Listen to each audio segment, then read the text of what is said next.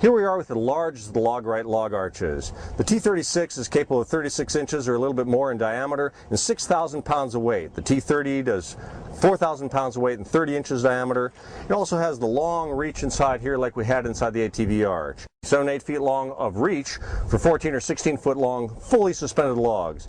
This log is pretty good size, probably about 30, 32 inches diameter at the big end, 24, 26 at the small end, maybe 3,000 pounds worth of wood here.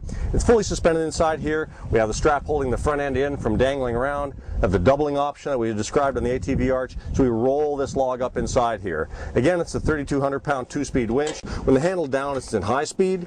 With the handle up 2 notches, it's in low speed. You have a lot more power to pick it up, and use the doubling option to pick up those extra heavy logs and roll them into place.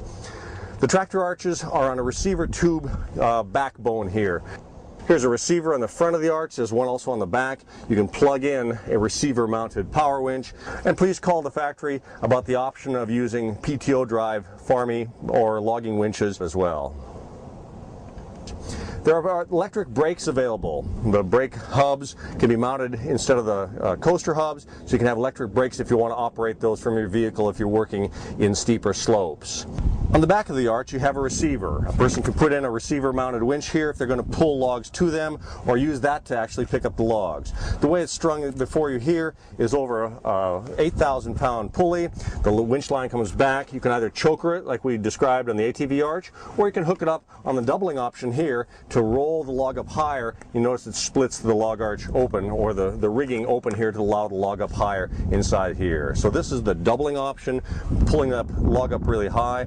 You have the 4 different chain falls along the back of the arch, so you can hook this doubler on either side, any direction you want to go, or hook the choker straight if you have smaller logs or groups of smaller logs to pull up into one bunch. There are several different ways to use this arch. Of course, you can see that the log is suspended in the arch. What most people can't see or imagine is that the log weight is all inside the arch. There's a dead even pull on the hitch, which you'll notice here, with a neutral tongue weight. That same feature is in the ATV Arch or the tractor arches, so that it keeps things at a dead even weight. It doesn't pop the front wheels of your tow vehicle off the ground.